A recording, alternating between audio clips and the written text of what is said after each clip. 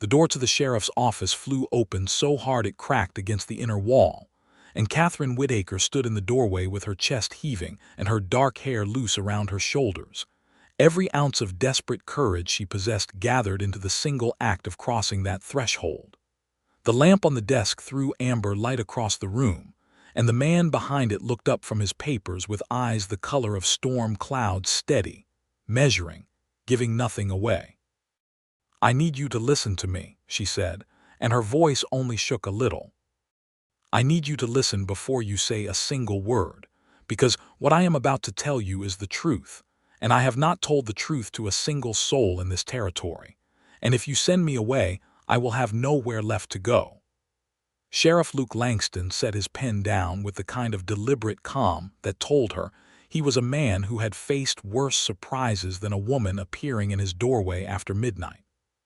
He leaned back in his chair, and the old wood groaned, and he folded his hands across his chest and looked at her the way a man looks at something that could be either a miracle or a catastrophe and has not yet decided which. "I am listening," he said. She crossed the room in 3 steps, planted both hands on the edge of his desk, and looked him straight in the eyes. "My name is Catherine Whitaker. Not Catherine Hale, not Catherine Monroe, not any of the other names I have used to survive the last 3 years. Catherine Whitaker. And I am asking you, I am begging you to give me a fresh start in Caldwell Creek. A real one. I will work, I will be honest, I will never cause you a moment of trouble." Her breath caught. "I just need one person in this world to know who I really am and choose not to destroy me with it." The silence that followed was the longest of her life. Then Luke Langston said 4 words that broke something open inside her chest, something that had been locked so tight she had forgotten the feeling of air moving through it. "The town does not have to know a thing." She stared at him. He held her gaze without flinching, without a trace of pity or manipulation in his expression, just a quiet and terrifying sincerity that she did not know how to process. In 3 years of running, not one person had offered her that. Not one. Her knees very nearly buckled. But to understand how Catherine Whitaker came to be standing in a sheriff's office in Caldwell Creek, Kansas, on a Tuesday night in the autumn of 1882, asking a stranger to keep her secrets, you have to go back to where the secrets began. She had been born Catherine Whitaker in Savannah, Georgia, in 1858, the second daughter of a merchant family that cared more about appearances than it cared about truth. She had grown up quick and sharp, and full of questions that polite society preferred she did not ask, and at 21, she had made the worst decision of her life.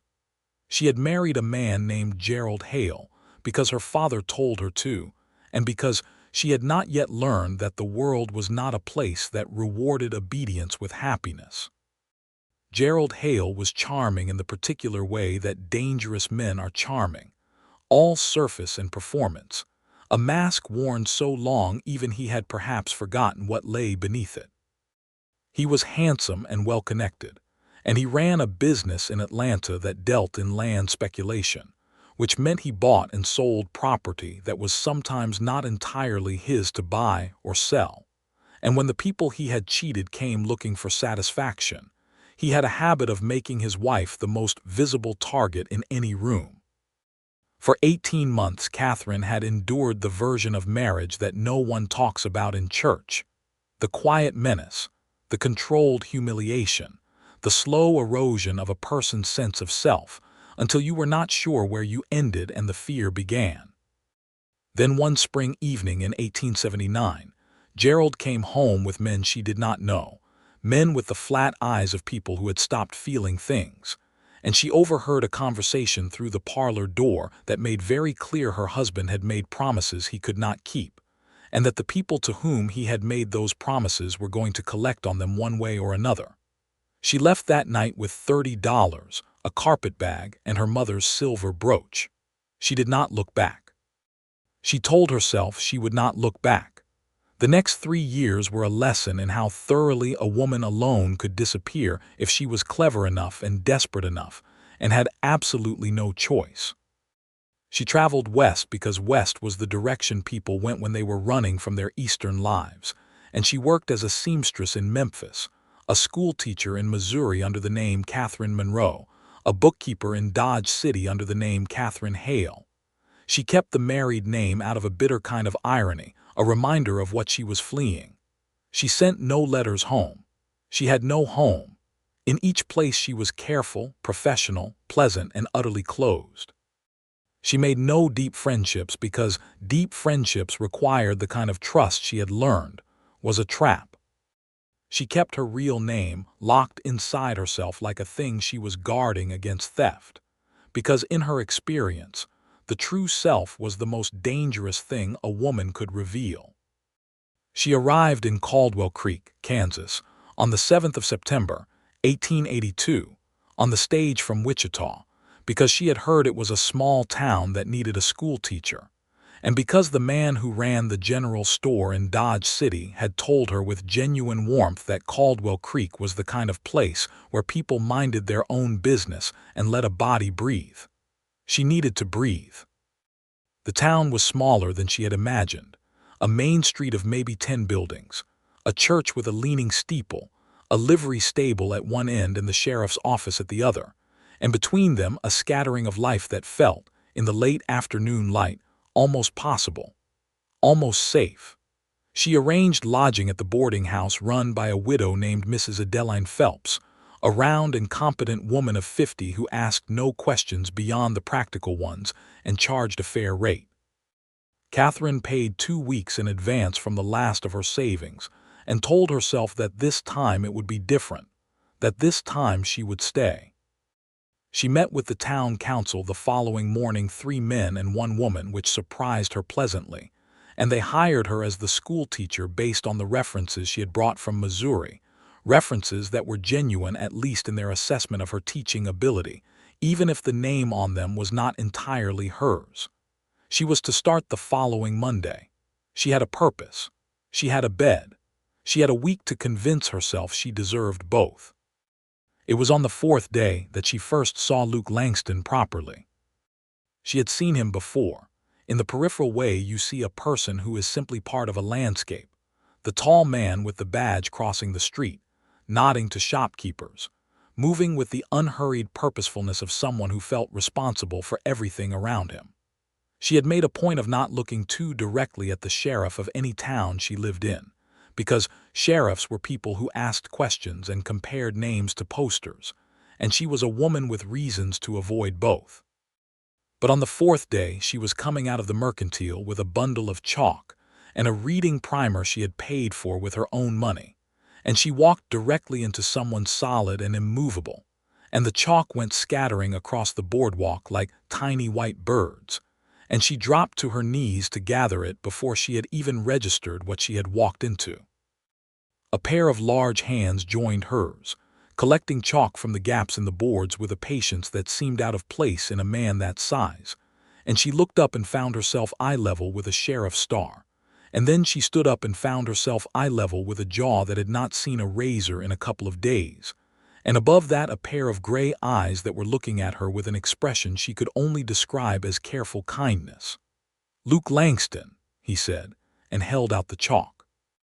"You must be the new schoolteacher." Catherine, she hesitated for half a second, just half a second, but she saw his eyes register it. "Catherine Hale," she said. "Welcome to Caldwell Creek, Miss Hale," he said. Not Mrs. He had noticed the absence of a ring that she no longer wore. "Thank you, Sheriff." He touched the brim of his hat and stepped aside to let her pass, and she walked back to the boarding house with her heart beating slightly faster than the situation warranted, and she told herself it was only nerves and had nothing to do with gray eyes or careful kindness. She started school that Monday and discovered that Caldwell Creek's children were exactly like children everywhere, curious, energetic, suspicious of authority, and secretly desperate to learn things. She threw herself into the work with the gratitude of someone who had found something that felt genuinely hers, and by the end of the first week, her classroom smelled of chalk and excitement, and she had begun to feel, tentatively and terribly, that this might actually be where she was supposed to be. Luke Langston came by the school on Friday afternoon, ostensibly to check on a noise complaint from the tannery next door, which turned out to be the children performing an improvised dramatic rendering of the signing of the Declaration of Independence that had gotten slightly louder than Catherine had intended. He stood in the doorway and watched for a moment while she directed 11-year-old Thomas Marsh in the role of John Adams, and when she finally noticed him and looked mortified, he was smiling. It was the kind of smile that started slowly and took over a face quietly, without making a fuss, and it did something entirely unauthorized to her pulse. "I will keep them quieter," she said. "Do not keep them quieter on my account," he said. "A town with loud children learning things is a healthy town." He left, and she stood looking at the empty doorway for longer than she should have. That was how it began, in small moments, each one seemingly accidental, each one leaving a faint warmth that she told herself to ignore. He came by the school again the following week to return a primer that Thomas Marsh had left in the street. He tipped his hat to her when they passed on the sidewalk. He held the door at the post office. Nothing dramatic, nothing that could be called courtship by any stretch, just a consistent, unhurried human decency that Catherine found more dangerous than any obvious advance, because she did not know how to defend against simple goodness. She was starting to feel safe, and feeling safe was the most dangerous thing she could do. The letter arrived on a Wednesday morning, 3 weeks after she had moved to Caldwell Creek, and it arrived addressed to Catherine Monroe, care of Mrs. Phelps's boarding house, which meant someone knew where she was and knew the name she had used in Missouri, and the coldness that moved through her when Mrs. Phelps handed it to her with a curious expression was the coldness of certainty that her past had finally caught up with her. She opened it in the privacy of her room, sitting on the edge of the bed, and read it twice because she could not quite make herself believe it the first time. It was from a man named Reginald Cook, who identified himself as a private investigator hired by Gerald Hale, and it informed her with the cheerful efficiency of a professional, accustomed to this kind of work, that Gerald was aware of her location and her current assumed identity, and that he would be arriving in Caldwell Creek within the fortnight to reclaim what was legally his, meaning her, his wife, under the laws of Georgia, from which she had fled without obtaining a legal separation or divorce. The letter further noted that the gentleman was prepared to press charges of fraud against one Catherine Monroe for the misrepresentation of identity she had used while employed as a school teacher in Callaway County, Missouri, charges that would result in her dismissal, her imprisonment, and her complete social destruction in whatever community she had taken refuge in. Unless, of course, she came to meet Gerald quietly, without any fuss, and returned with him to Georgia. She sat on the bed for a long time. The afternoon light moved across the floor. Outside, she could hear the ordinary sounds of Caldwell Creek going about its business: a wagon, a dog, someone calling to someone else across the street, and it all felt impossibly fragile, like a life made of tissue paper that one wrong breath would tear straight through. She had options. She could run again. She could pack her carpetbag tonight and take the morning stage to Wichita and disappear into another name in another town, and start the whole exhausting process from the beginning, except that this time Gerald knew she was running and had someone looking for her, and eventually, she would run out of towns. She could stay and fight. But fight with what? She was a woman alone in 1882 with no money, no legal standing, and a history of identity misrepresentation that a clever lawyer could use to bury her regardless of what Gerald had done to drive her away. Or she could go to the sheriff. The idea terrified her. Everything in her 3 years of survival instinct screamed that going to the sheriff meant exposure, meant judgment, meant the end of the fragile new life she was building. But there was something about Luke Langston, something in those careful gray eyes, in the way he had collected her chalk from the boardwalk gaps without making her feel small for having dropped it, in the way he had smiled at her children performing their Declaration of Independence with the indulgent appreciation of a man who understood that joy was worth protecting, that made her think he might be different from what she feared. She was alone in the world. She had been alone in the world for 3 years, and she was so profoundly, bone-deep tired of it that the thought of trusting one person, just one, felt less like a risk and more like a necessity of survival. She went to his office that night, after the town was mostly quiet, and she opened the door and she told him everything. Every single thing. The marriage, the fear, the men in the parlor, the flight, the false names, the teaching jobs, the running. She stood across the desk from Luke Langston and stripped herself down to the true bones of who she was and what she had done. And when she finished, she was shaking slightly and her eyes were dry, because she had cried all of this out in a field in Missouri 3 years ago, and there was nothing left. He was quiet for a long time. His face gave away very little. She had noticed that about him, the way he processed things inwardly, the economy of his expressions, and then he said, "This Gerald Hale, do you believe he will harm you if he comes here?" "He harmed me in our own house," she said quietly. "He will be less careful in a place where no one knows him." Luke nodded slowly. He leaned forward and picked up his pen and set it down again in a way that told her he was thinking hard. Then he looked up and said, "You said you want a fresh start." "Yes. Then here is what I can offer you. The town does not have to know a thing. You stay, you keep teaching. You let me handle Gerald Hale when he arrives, and you trust that I am better equipped to manage that particular situation than you might imagine." He paused. "The only thing I ask in return is the truth. Between you and me, the truth. No more false names, no more stories. I'm not asking you to announce yourself to the town council. I'm asking you to let one person know exactly who you are." She stared at him. "Why would you do this?" "Because what you described is not a runaway wife," he said. "It is a woman who escaped a dangerous man and has spent 3 years surviving it, and I have no interest in sending her back." She asked him again later, when she knew him better, why he had believed her so completely and so quickly. He told her, after a long pause, that he had grown up watching his mother be afraid of his father, and that he had learned very early to read the particular quality of fear in a person's eyes that came not from guilt but from experience, and that, when she had stood across his desk and told her story, what he had seen in her face was not the performance of a guilty person, but the exhaustion of someone telling the truth for the first time in years. He also said that he had been keeping his own truth locked up for some time, and that it had not served him particularly well, which was the first hint she had that Luke Langston was not simply the uncomplicated good man he appeared to be. But that came later. First came Gerald Hale. He arrived on a Wednesday afternoon, 11 days after the letter, on the stage from Wichita, and he was exactly as Catherine remembered him, broad-shouldered, expensively dressed for the circumstances, carrying himself with the self-satisfied authority of a man who had never once in his life believed he would not get what he wanted. He checked into the hotel, and by evening word had reached Catherine through Mrs. Phelps that a well-dressed stranger from back east was in town asking questions about the new schoolteacher. She sent a note to Luke's office.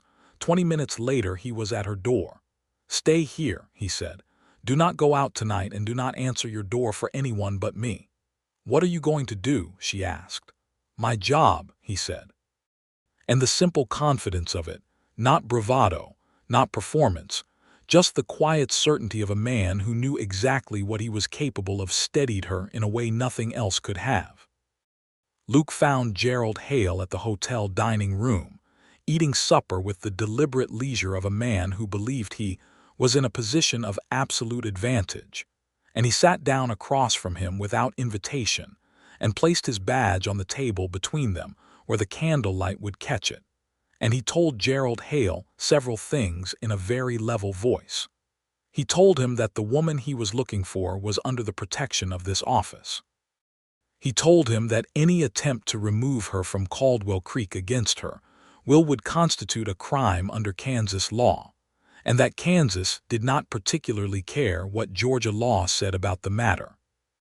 He told him that he had taken the liberty of wiring the circuit judge in Wichita that afternoon, and that said judge was prepared, upon request, to initiate legal proceedings for separation on the grounds of cruelty, which the sheriff was prepared to testify to based on the detailed account he had received, and that under Kansas territorial law, the testimony of a sitting sheriff carried considerable weight.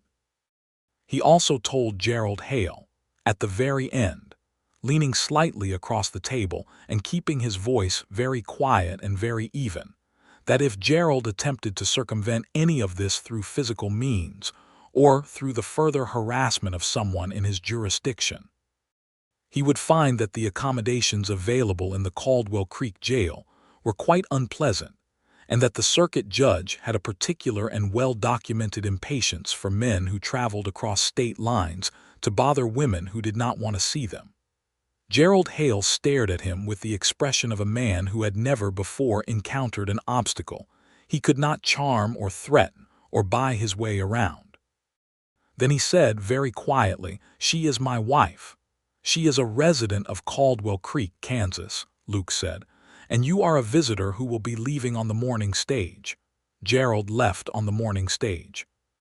Catherine watched it go from the window of her room, standing very still, her hand around her mother's silver brooch, and when the stage rounded the curve at the end of the street and disappeared, she sat down on the bed and cried for 20 minutes with the profound relief of someone who has been holding a very heavy thing for a very long time. Then she washed her face, put on her coat, and walked to the sheriff's office. Luke was at his desk. He looked up when she came in, and she crossed the room and held out her hand, and he stood and took it, and they shook hands like two people who had just completed a significant piece of business, except that she held on slightly longer than was strictly necessary, and neither of them seemed to want to be the one to let go first. "Thank you," she said. "You are welcome, Miss Whitaker," he said. It was the first time he had used her real name out loud. She felt it move through her like the first warm day after a long winter.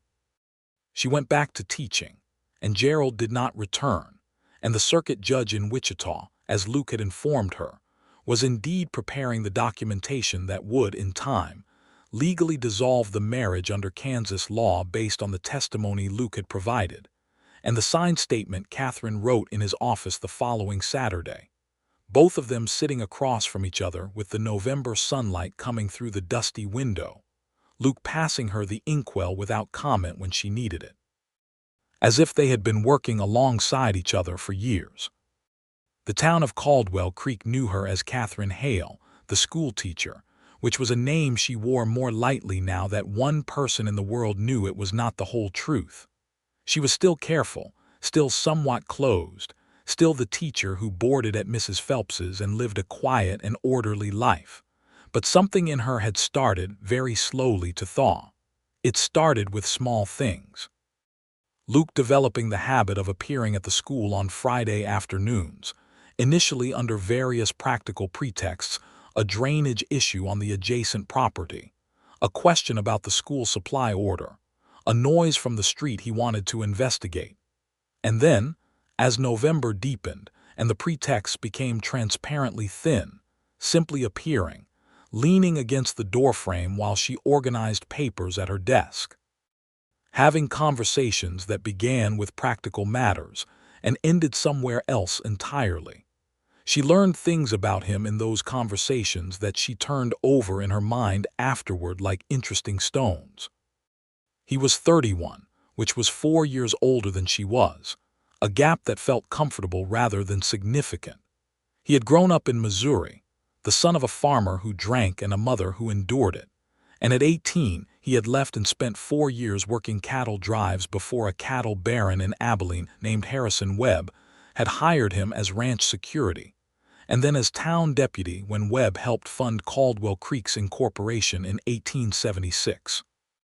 He had been sheriff for 4 years, elected twice by comfortable margins, because Caldwell Creek trusted him and because, she suspected, there was very little Luke Langston could not handle with that particular combination of physical capability and moral steadiness that he carried around with him like a natural feature.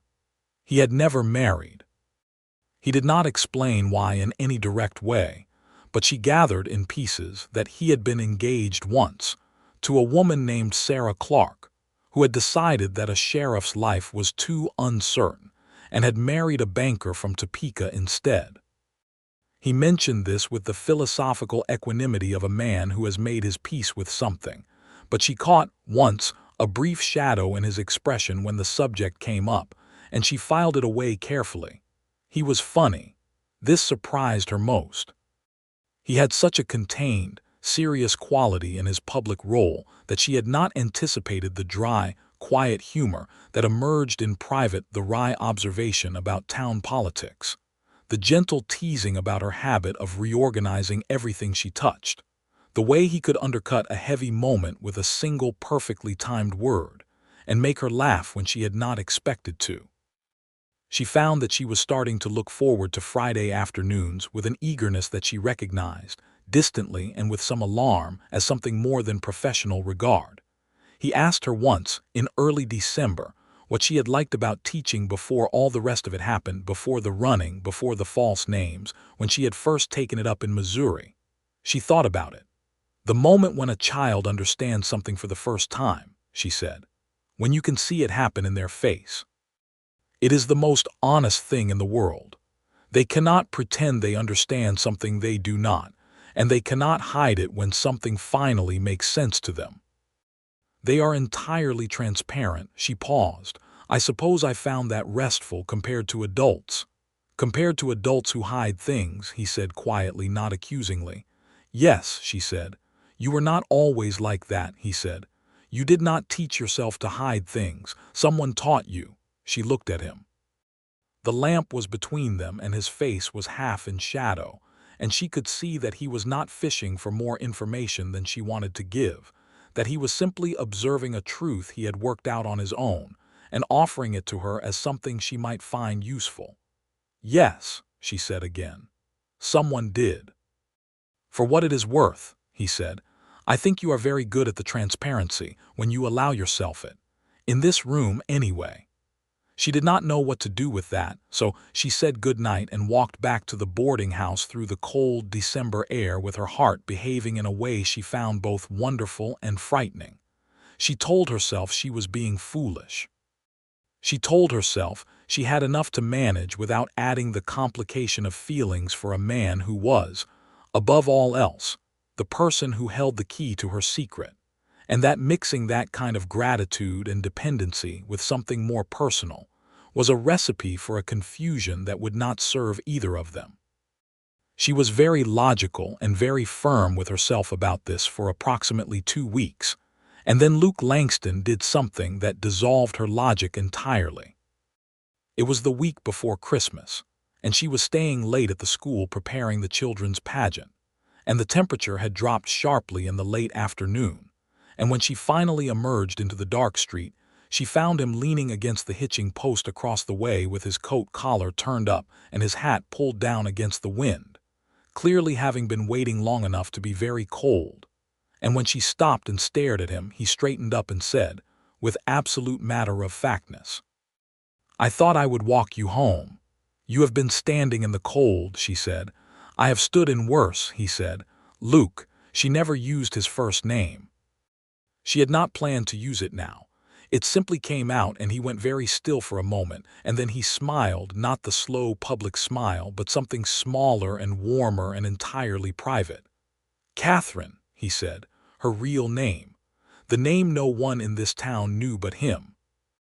They walked back to the boarding house through the cold and the dark, and he did not take her arm because she had not offered it, and he was not the kind of man who presumed.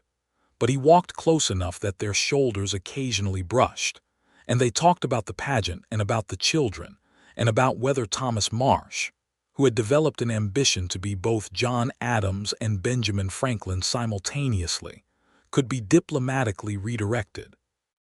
And when they reached her door, she said good night and went inside and stood in the hallway for a full minute before she could make herself move. Christmas in Caldwell Creek was quiet and lovely and communal in the way that small-town celebrations were.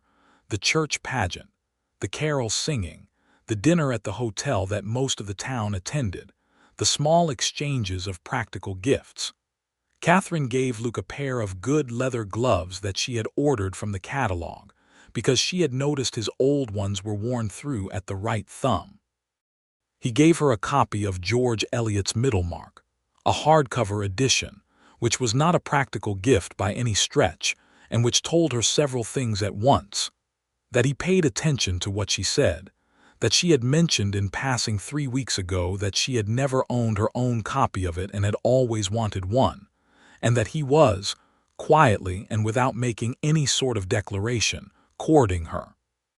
She held the book in her lap on Christmas evening and ran her thumb along the spine and felt something settle into place in her chest that she recognized, with something between joy and terror, as the beginning of love. She went to him the day after Christmas. Not to his office, to his house, a small frame structure 2 streets back from Maine, where he lived alone with a cast-iron stove and a collection of books that surprised her and a coffee pot that was always on. She knocked on the door and he answered it in shirt sleeves, which was the most informal she had ever seen him, and she said, "I need to tell you something." He stepped back to let her in and poured her coffee without asking, which was a small and intimate thing that made her chest ache. She sat down at his kitchen table and wrapped both hands around the mug and looked at the steam rising from it and said, "I think I am developing feelings for you that are probably not appropriate given our circumstances. And I think you should know that because you deserve honesty, and also because I cannot continue pretending I am not walking back to the boarding house after our Friday evenings wondering about things I should not be wondering about." There was a pause.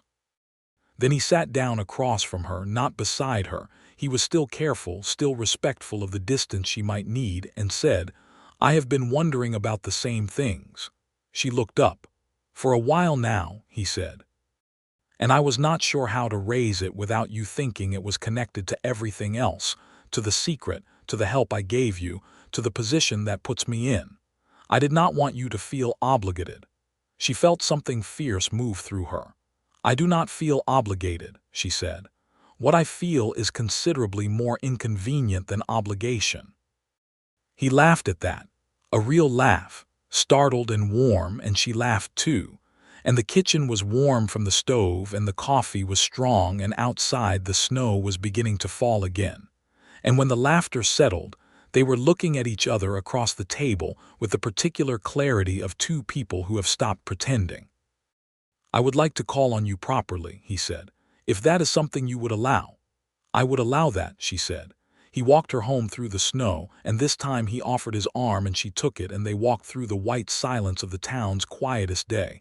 And when they reached the boarding house door, he took her free hand and held it for a moment and said, "Happy Christmas, Catherine Whitaker." She felt her real name like a gift.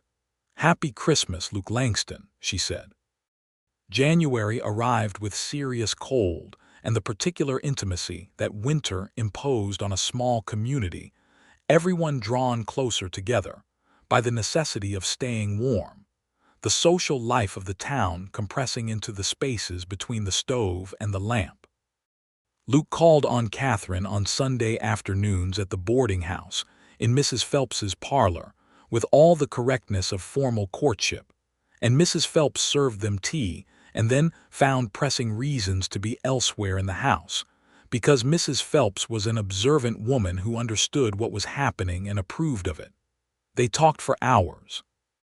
That was what surprised Catherine most about falling in love with Luke Langston, the talking, the extraordinary ease and depth of conversation with a person she had met less than 4 months ago. She told him things she had not told anyone, about her childhood in Savannah, about her father's particular brand of cold authority, about the book she had hidden under her mattress and read by lamplight when her mother thought she was sleeping, about the way she had felt when she first stood in front of a classroom full of children and understood that this was the most herself she had ever been. He listened the way he did everything completely, without interruption, giving each thing she said its proper weight. He told her about the cattle drives, about the men he had ridden with, about the landscape of the plains before the fences went up, about the particular kind of loneliness of wide open spaces, and about the day he had ridden into Caldwell Creek and felt, for the first time in his life, that he was in the right place.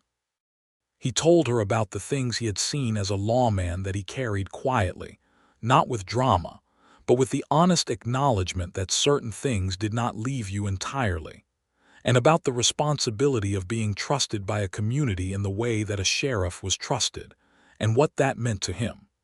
She asked him once about the thing he had said, back at the beginning, about keeping his own truth locked up. He was quiet for a long moment, and she waited, because she had learned that Luke processed important things slowly and deliberately, the way he did everything else. He told her that he had watched, for most of his life, what happened to men who showed fear or grief or tenderness. His father had been the lesson, a man who had turned those things into cruelty because he did not know what else to do with them, and the lesson Luke had taken from it for years was to lock everything important down and become useful instead of vulnerable. He said he had been very good at being useful and not particularly good at being known. "And yet," she said carefully, "you understood exactly what I needed when I came to your office." "Because I recognized it," he said. "The hiding. I have done plenty of it myself. I just did mine with less cause." She reached across the parlor table and put her hand over his, and he turned his hand over and held hers, and they sat like that in the lamplight while the wind moved outside, and she thought that this was what trust felt like, rebuilt from the ground up, and that it was the most extraordinary thing she had experienced in years. February brought the first sign of trouble from a direction she had not expected. It was not Gerald, who had gone very quiet since Luke had put him on the stage back to Wichita. The wire Luke had sent to the circuit judge had set the legal machinery in motion, and the separation papers were progressing through the system with the slow inevitability of official processes, and Catherine had written a detailed statement that the judge had accepted, and it appeared that Gerald Hale had decided that pursuing the matter through proper channels was not going to go well for him, and had declined to contest the case. The trouble came from within Caldwell Creek, and it came in the form of a man named Harlan Briggs. Harlan Briggs was on the town council, the member who had been least enthusiastic about hiring Catherine in the first place, a broad, self-important man in his 50s who ran the feed store and considered himself the moral authority of Caldwell Creek by virtue of having lived there longer than almost anyone else. He had a habit of knowing other people's business, or believing he did, and he had been watching Luke Langston walk the new schoolteacher home through the snow and call on her on Sunday afternoons with an expression that Catherine had noticed and filed away as something to keep an eye on. In February, Harlan Briggs started asking questions, not to Catherine directly, but to Mrs. Phelps, to the postmaster, to the minister's wife, the kind of pointed, casual questions that were designed to accumulate into a portrait of something suspicious. He had apparently written to the school board in Callaway County, Missouri, asking after a Catherine Monroe, and received back a reply that confirmed Catherine Monroe had taught there excellently for 1 year and then left without notice, and that the address she had given as her permanent residence had turned out not to exist. He brought this information to the town council at the February meeting and proposed that the council investigate the background of the current schoolteacher, on the grounds that the community's children deserved to know exactly who was educating them. Luke heard about this the same evening, through the minister, who was a decent man and thought Luke should know. He came to Catherine the next morning before school, his face neutral in the way that told her he was containing something, and he laid the situation out plainly and without drama, and she sat across from him in his office, their office. She had started to think of it privately that way, and felt the old cold fear try to move back in through the cracks. "What do we do?" she asked. "You tell me what you want to do," he said. "You have options. We can get ahead of this. You can address the council directly on your terms. Tell them as much or as little of the truth as you choose. Or I can manage Briggs. Or we can accelerate the process of making your real name legally usable again, which, given where the separation papers are in Wichita, is not far off." "If I go to the council," she said slowly, "what do I tell them?" "The truth," he said. Not all of it, but the essential truth, that you left a dangerous marriage, that you used another name while you were finding your footing, that you are exactly who you have appeared to be in this town, a good teacher who means no harm to anyone." He paused. "People here are not unkind. Briggs is not representative of this town. I know them. They might not keep me on," she said. "They might not," he agreed.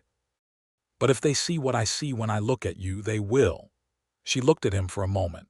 "What do you see when you look at me?" He held her gaze steadily. "Someone worth keeping," he said, simply, directly, without any decoration.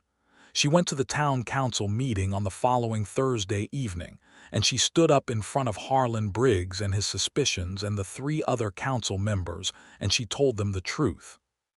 Not all of it, she did not owe them all of it, but the bones of it. The marriage that had become dangerous, the flight, the name she had used to survive, the fact that she was Catherine Whitaker, and that everything about her teaching had been completely genuine even when everything about her identity had been complicated. She said it with her back straight and her hands still and her voice level, and she did not ask for sympathy. She asked for fair consideration. She said she had come to Caldwell Creek because it seemed like a place where a person could be judged on who they were rather than where they had come from, and that she hoped she had not been wrong about that. Luke was there. He did not speak during her statement.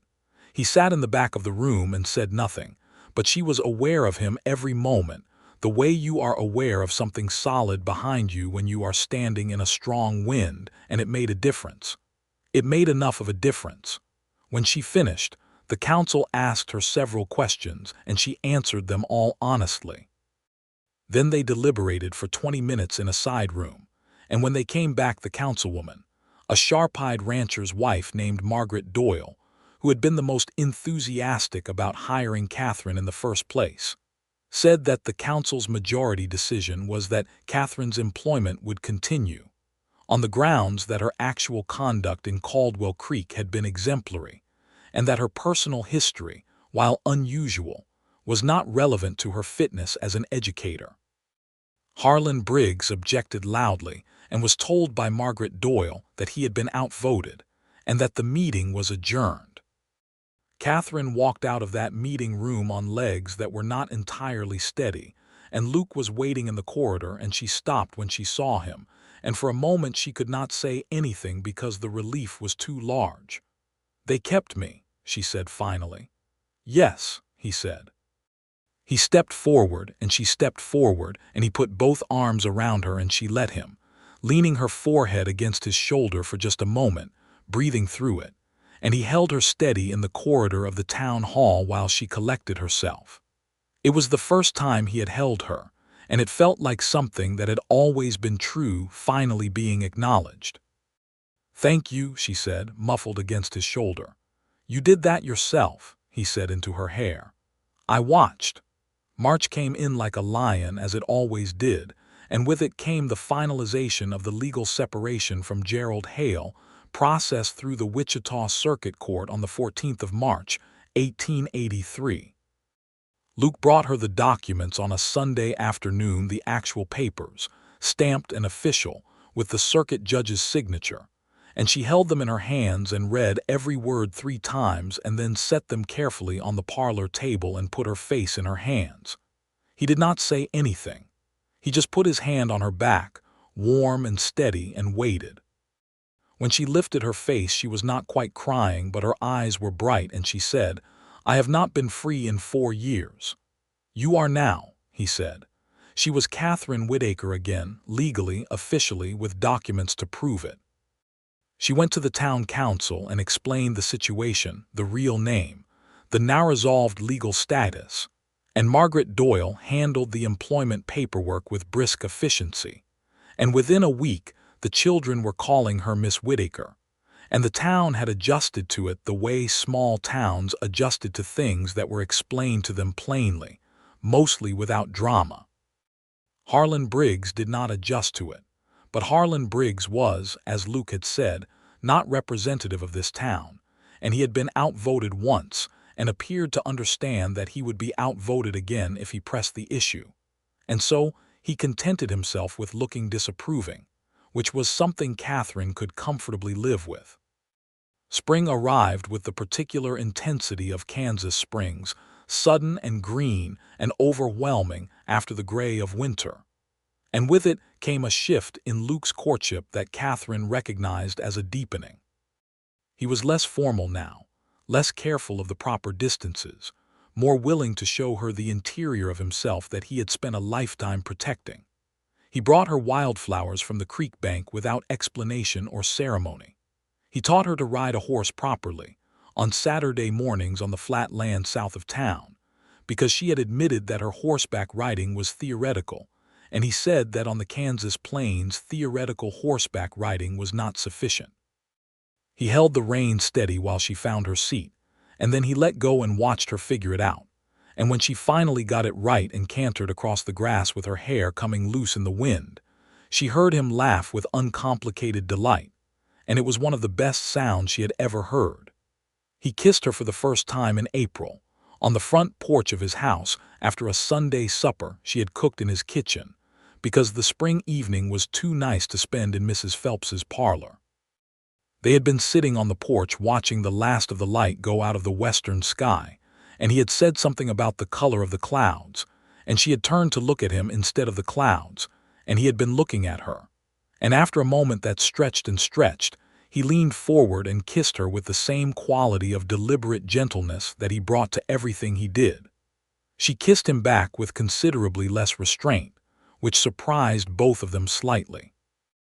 They broke apart, and he looked at her with an expression she had not seen on him before, slightly undone, the careful composure genuinely disarranged, and she felt a rush of satisfaction at having managed that, followed immediately by the warm certainty that she was completely and entirely in love with Luke Langston.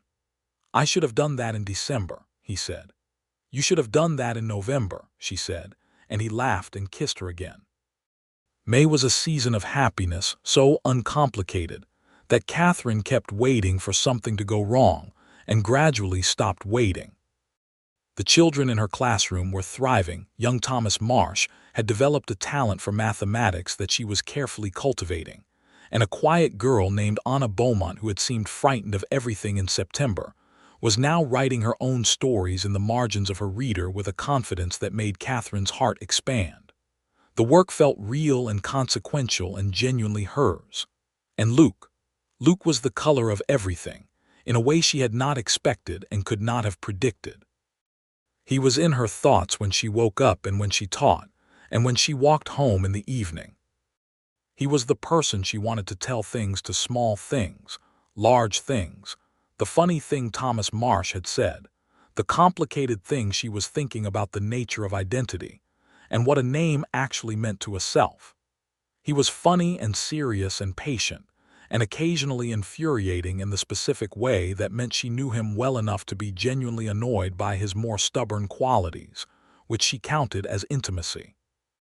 He was working, she knew, through his own equivalent process, learning to be known, to let the careful armor down by increments, to trust that vulnerability was not the same as weakness. She watched him do it and understood that it cost him something, this unlearning, and loved him for the effort. She was thinking about all of this on a warm afternoon in early June when he came to the school after the children had gone home and she was locking up, and she could tell immediately from the way he was standing that something had happened. "Sit down," he said. "I have something to tell you." She sat on the edge of her desk with her heart picking up speed, running through possibilities, and he told her that he had received a wire from the marshal's office in Wichita that morning. Gerald Hale had made a legal attempt to contest the separation ruling in the Kansas Circuit Court, and the judge, the same judge who had handled the original case and who, based on Luke's earlier communication, was not sympathetic, had declined the contest and affirmed the separation. Gerald had then, apparently, made some kind of scene at the Wichita courthouse involving raised voices and a disputed document, and the marshal's office had taken an interest in him, and in the course of that interest had uncovered several outstanding legal matters relating to the land fraud that had driven men with flat eyes to his parlor 4 years ago. Gerald Hale was currently in the custody of the Wichita Marshal's office pending investigation. Catherine sat very still while he told her this. Then she said, "Is it over?" "I believe it is," he said. "The legal connection to him is dissolved. He has considerable problems of his own now that will occupy him thoroughly." She stood up from the desk and she walked to him and she put both hands flat on his chest, feeling his heartbeat under her palms, and looked up at him. And he looked back with those gray eyes that had become the safest place she had ever been.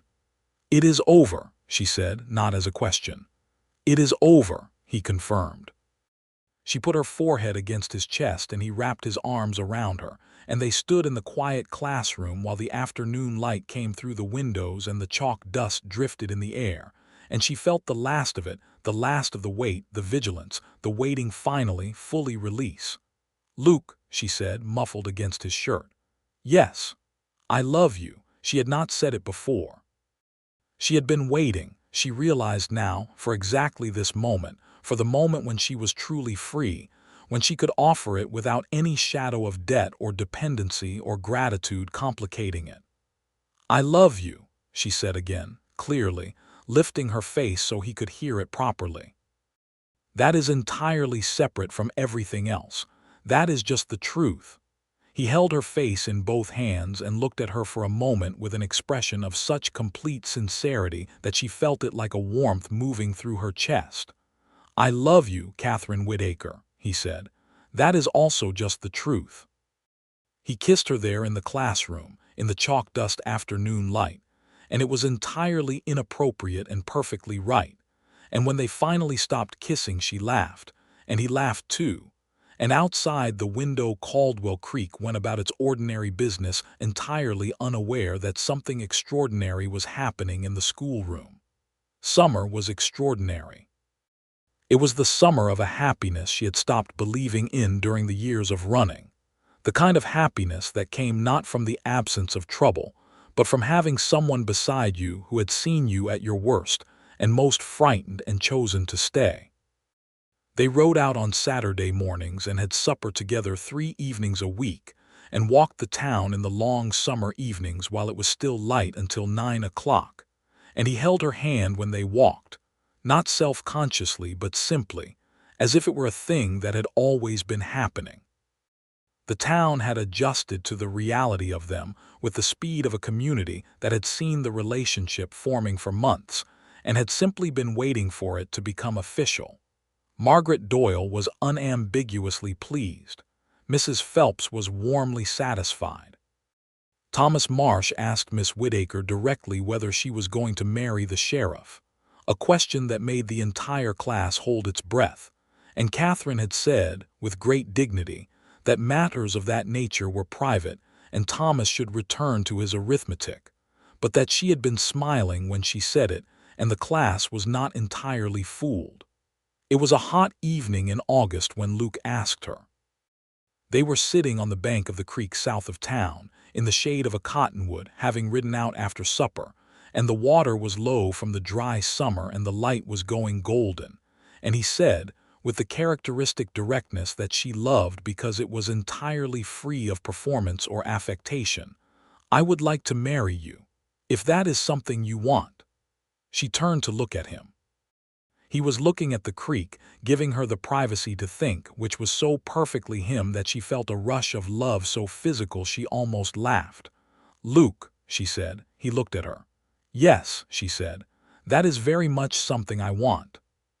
He reached into his pocket and produced a ring, a small gold band set with a garnet, simple and beautiful, and she remembered mentioning months ago in passing that she found garnets more interesting than diamonds, because they were the color of something warm, and the fact that he had remembered and acted on it made her close her eyes for a moment.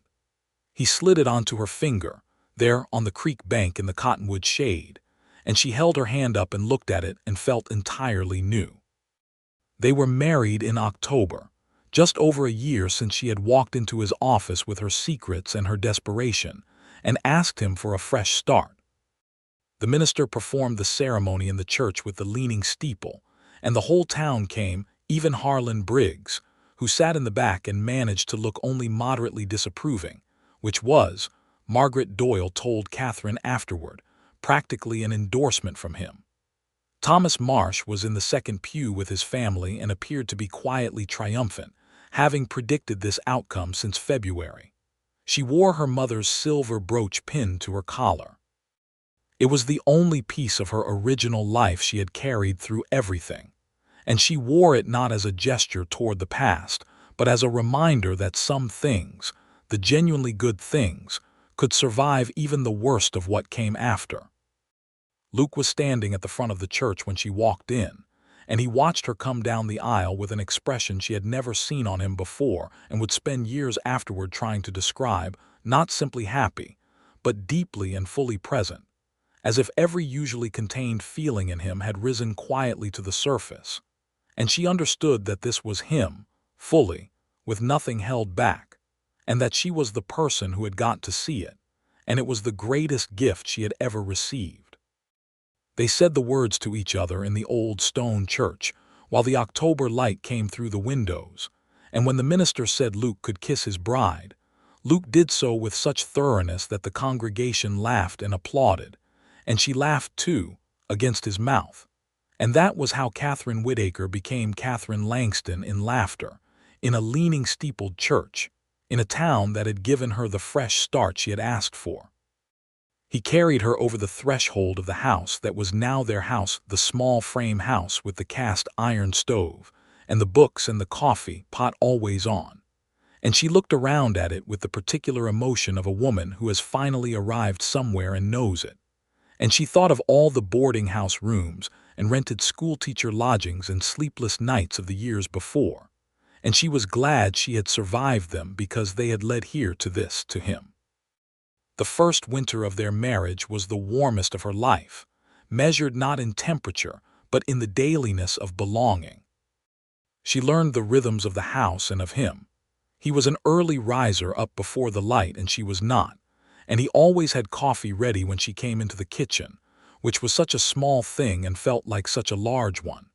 He read at night before sleeping, history and law and the occasional novel she recommended, and she graded papers at the kitchen table while he read, and the silence between them was the comfortable kind, the kind that did not need filling. He was a good man in the way that actually mattered, not in the performed way, not in the social way, but in the quiet daily consistency of it. He was fair to the people who came to him with their troubles. He was patient with difficult situations and with difficult people, and he brought the same patient fairness home, which was something she had never had and had not quite let herself believe was a real and available thing in the world until she was living inside it. She got to know him in new ways through the winter. His fear of losing people he loved, which he carried quietly from the loss of his mother 2 years before he came to Caldwell Creek, and which occasionally surfaced as a particular watchfulness over her well-being that she recognized and was careful not to dismiss, because it came from a real place. His pride in the town, which was genuine and deep, a real investment in a community he had helped build and felt responsible for. His stubbornness, which was considerable and which she learned to address by being either very direct or very patient, depending on the day. In February, on a cold, bright morning, she told him she thought she might be expecting a child, and his face went through so many things in rapid succession that she had to look carefully to follow them: shock, then a kind of fierce, overwhelming joy, then a flash of the old guardedness, then something that resolved slowly into an expression of such tenderness that she felt it like a hand over her heart. "Are you certain?" he asked. "Not entirely," she said, "but I believe so." He crossed the kitchen in 2 steps and took both her hands and held them and looked at her, and she could see him processing the enormity of it in the measured, deliberate way that was entirely Luke. And then he said, very quietly, "I am going to be a father." "You are going to be a father," she confirmed.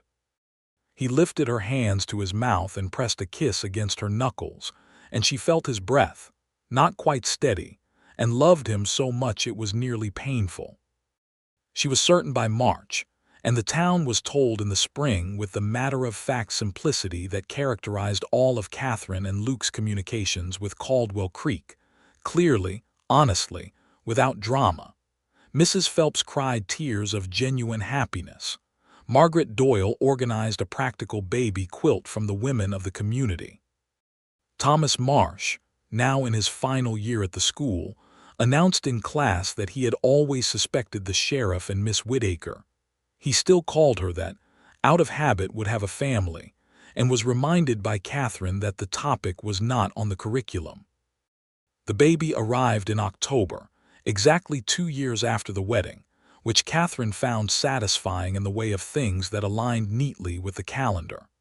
It was a boy, born in the house with the help of the town's doctor, a capable and experienced man named Dr. Elias Foote, who had been delivering babies in Caldwell Creek for 15 years. The birth was long and exhausting, and at certain points genuinely frightening, and Luke was there for all of it, sitting beside her, holding her hand through the difficult parts, and Dr. Foote told him afterward with professional admiration that he was the calmest presence at a birth he had encountered in considerable memory, which Luke received with characteristic modesty, and Catherine received with the private knowledge of exactly how much effort that calm had cost him. They named the boy James Whitaker Langston. James because Luke had always liked the name, and Whitaker because Catherine wanted her real name carried forward, the name she had reclaimed and made hers again, woven into the next generation. Luke held his son for the first time in the blue autumn light of the bedroom, standing by the window, and Catherine watched from the bed while he looked down at James with the expression of a man who has discovered a dimension of himself he did not know existed, wholly undone, wholly present, wholly loving, with absolutely nothing held back. She thought of the man she had met 2 years ago behind a desk in a lamplit office, so carefully contained, so practiced at being useful rather than vulnerable, and she thought that the person standing in the window had never been more fully himself, and that it was the most beautiful thing she had ever seen. "He is extraordinary," Luke said, still looking at the baby. "He looks like you," she said. "He looks like you," he said. "He looks like himself," she said, "and that is the best possible outcome." James was, from the beginning, a sociable and loud and thoroughly opinionated person who made his preferences known without apology and met the world with a combination of his mother's curiosity and his father's stubborn determination. He grew up in the house with the books and the coffee pot, in the town that had given his mother a fresh start, in the shadow of a badge that his father wore with the same consistent integrity that had defined him since before James had a name. The years were good. They were genuinely, substantially good in the way that built rather than merely persisted. Each year added something real. Luke was re-elected sheriff in 1884 and again in 1886, and the town grew steadily in the way that Kansas towns grew in that decade. New families and new businesses, and the inevitable complications of growth, managed with the careful attention to fairness and community that had always characterized Luke's approach to the job. Catherine's school grew with the town. By 1885, she had too many students for one room and petitioned the council for a second teacher, a request that was granted with considerably less drama than any of her earlier interactions with the council had involved. The second teacher was a young woman named Frances Alderman, newly arrived from Ohio, and Catherine mentored her with the same thorough and patient attention she gave to everything she cared about. Thomas Marsh graduated from the school in 1885, the best mathematics student Catherine had ever taught, and left for Kansas City to study engineering, and she watched him go with the particular bittersweet pride that was the peculiar reward of teaching. You built them up for the specific purpose of sending them away. He wrote to her twice a year for the rest of the decade, letters full of the sharp intelligence she had always seen in him, and she kept every one. The legal processes around Catherine's history resolved themselves completely by 1885. Gerald Hale's fraud investigation in Wichita had indeed been thorough, and he had been charged and convicted on several counts of land fraud and spent 2 years in a federal facility, after which he appears to have removed himself from any vicinity where Catherine's name was known. She thought about him occasionally, in the abstract way you think about a formative danger that has passed without fear, without much emotion of any kind, with only the faint residue of gratitude that she had gotten out when she had. Harlan Briggs retired from the town council in 1884 and took up fishing with the dedication of a man who had found, finally, an activity that did not require him to interfere with other people's lives.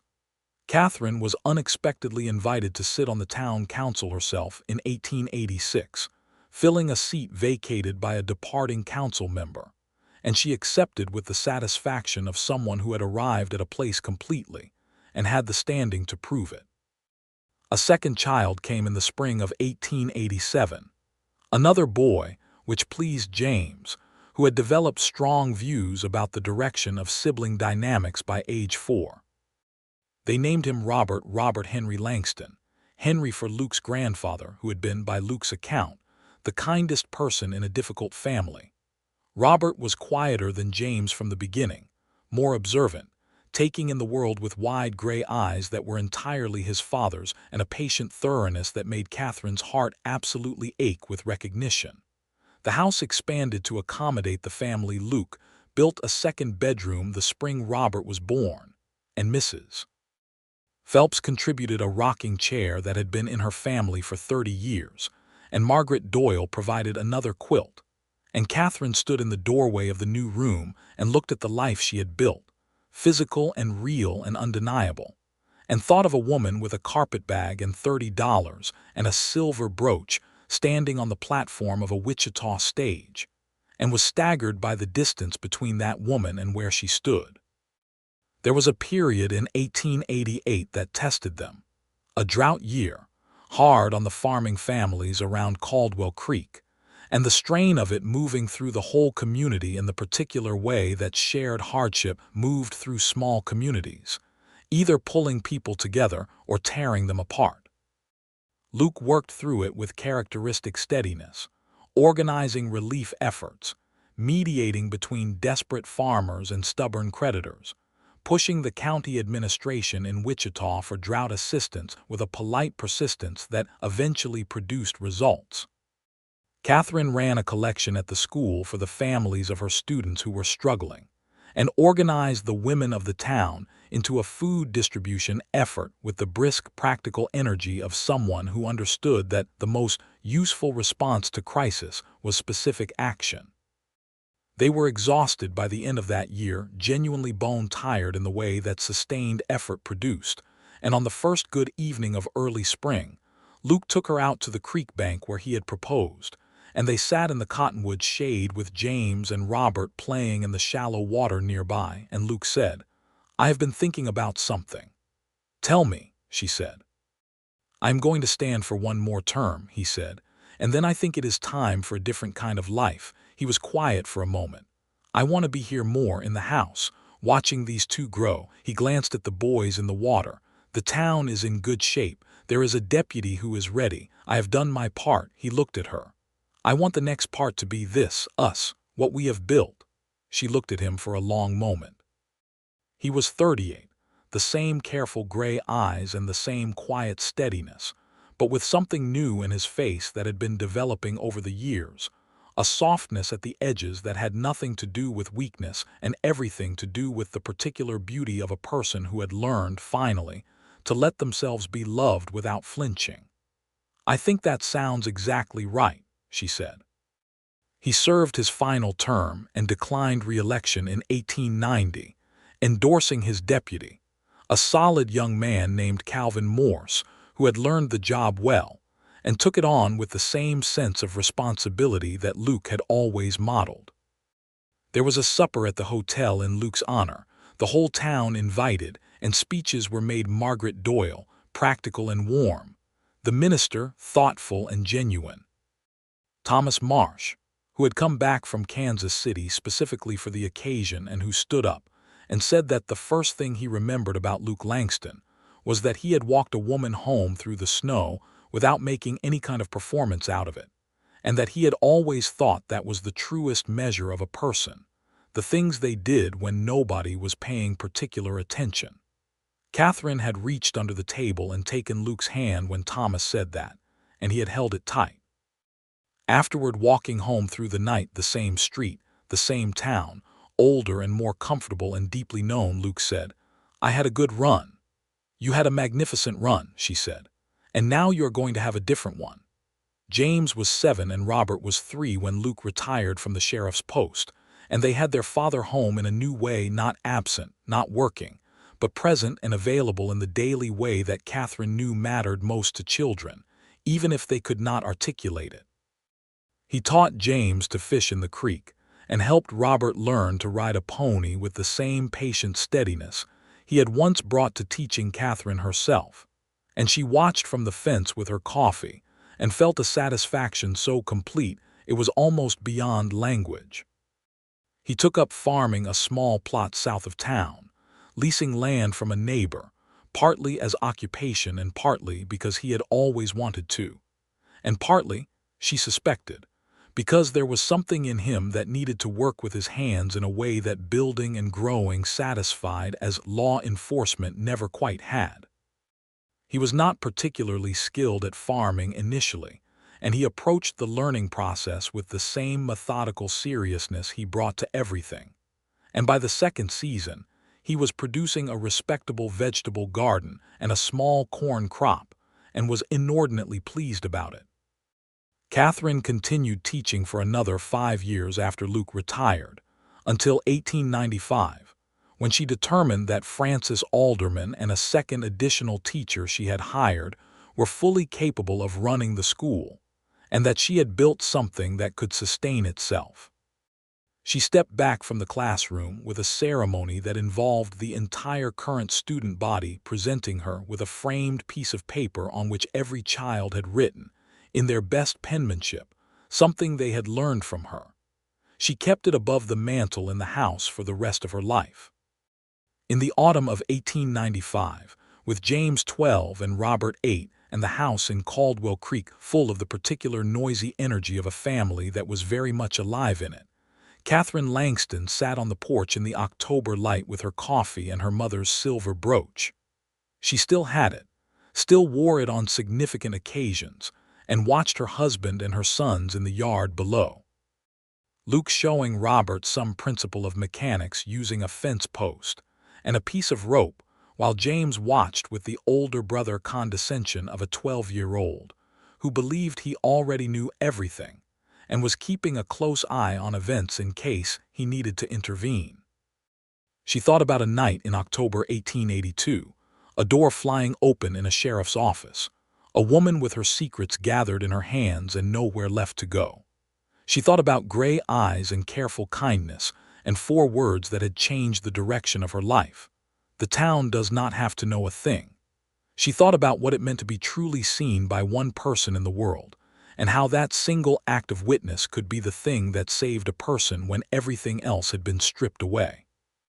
She thought about what it meant to be named, really named, truly named, with your whole and actual self, by someone who knew all the other names you had worn and loved you in spite of them, or perhaps because of what those names had cost you, and because of what surviving them had made you. Luke looked up from the fence post lesson and found her watching him, and he held her gaze across the yard with that steady, unhurried attention that was entirely him, and she smiled at him, the real smile, the one she had learned to stop rationing, the one that had taken years to arrive at fully, and he smiled back with the slow, warm smile that had been undoing her since November of 1882 and showed no signs of stopping. Robert shouted something about the rope and James made a superior remark, and Luke looked back down at his sons with the quiet contentment of a man who was exactly where he was supposed to be, and Catherine leaned back in her chair in the October sun and let herself feel it, the whole of it, the richness of the life she had built from the wreckage of the one she had fled. The extraordinary, ordinary reality of a home and a family and a love that had been built not on illusion, but on the specific raw material of truth told in a lamplit office by a woman who had finally run out of anything to lose. She had asked for a fresh start. He had given her far more than that. He had given her herself. The years after were good in the deep and lasting way, not dramatic, not eventful by the standards of the Wild West stories people told around fires, but rich in the things that actually counted. Sunday mornings and the smell of coffee, October light on the Kansas plains, the sound of her sons arguing over breakfast about things of great urgency and zero consequence, the particular feeling of Luke's hand finding hers in the dark, certain and unhurried and always there. James grew into a young man with his mother's curiosity and his father's stubborn ethics, and left for university in the East in 1898 with his parents' blessing, and a somewhat aggressive handshake from Luke that concealed, not entirely successfully, the fact that Luke was barely keeping himself together. He wrote long and excellent letters home and came back summers, and brought a young woman from his university town in his third year, a sharp-eyed and clear-spoken person named Eleanor who looked at the Langston household and approved of what she saw, and whom Catherine approved of in return with the conviction of someone who recognized a woman who knew her own mind when she saw one. Robert stayed closer to home. He had always been the one who loved the land, the quiet, the specific corner of Kansas that had always been his whole world, and he took up farming in earnest as a young man, the land south of town that Luke had started and Robert now expanded, and he turned it into something serious and productive with the thorough patience that had always been his dominant quality. He was 23 when he married, a calm and warm-natured young woman from the neighboring county named Alice, and the wedding was in the church with the leaning steeple, now somewhat less leaning after a repair the town council had authorized in 1891. Catherine and Luke danced at Robert's wedding in the way that people dance when they have danced together for many years, easily, without thinking about it, in a way that looked to observers as if they had been doing it forever. James, home from the East for the occasion, watched them from across the hall with Eleanor beside him, and said to her quietly that he hoped they would look like that in 30 years. Eleanor said she did not see why not. The grandchildren came, Robert's first child, a boy named Thomas in 1901, because Robert had always liked the name, and Catherine had told him once about a student named Thomas Marsh, who had been the best mathematician she had ever taught. The child arrived on a rainy April morning, and Robert brought him to his parents' house still wrapped in his receiving blanket, and Catherine held her grandson in the kitchen while Luke stood beside her, and they both looked down at the sleeping face. And the kitchen was warm and smelled of coffee, and outside the rain moved across the Kansas plains in long gray curtains, and everything that had ever needed to be resolved had been resolved, and everything that had ever needed to be built had been built. And the life that had started with a desperate woman in a doorway asking for a chance was now this, wide and deep and full of people who knew her real name and would carry it forward. "Look at this," Catherine said softly, to no one in particular, meaning all of it. Luke put his arm around her and drew her close, and she leaned into him the way she had learned to lean into things that were solid and permanent and true. "Look at this," he agreed. Outside, Caldwell Creek went on about its business in the spring rain, the town that had given her a fresh start, the town that had not needed to know a thing, and had learned it all anyway and kept her regardless, the town where Catherine Whitaker had finally stopped running and started living. And inside the warm kitchen, with a sleeping grandson between them and the whole of their built life around them, Catherine and Luke Langston held the beginning of the next generation in their hands and were not afraid of the future, because they had already survived everything that had tried to take them apart, and they were still here, still standing, still entirely and completely each other's. That was the whole of it. That was enough. That was more than she had ever dared in the darkest years to believe was possible. And it was real, and it was hers, and it was not going anywhere. The silver brooch sat on her dressing table, and the copy of Middlemarch was on the shelf with all the other books, and James's letters were in the drawer, and Robert's farm was visible from the kitchen window on clear days, and Luke Langston was beside her, and the town of Caldwell Creek held them gently in its ordinary and extraordinary embrace. And Catherine Whitaker, Catherine Langston, was home.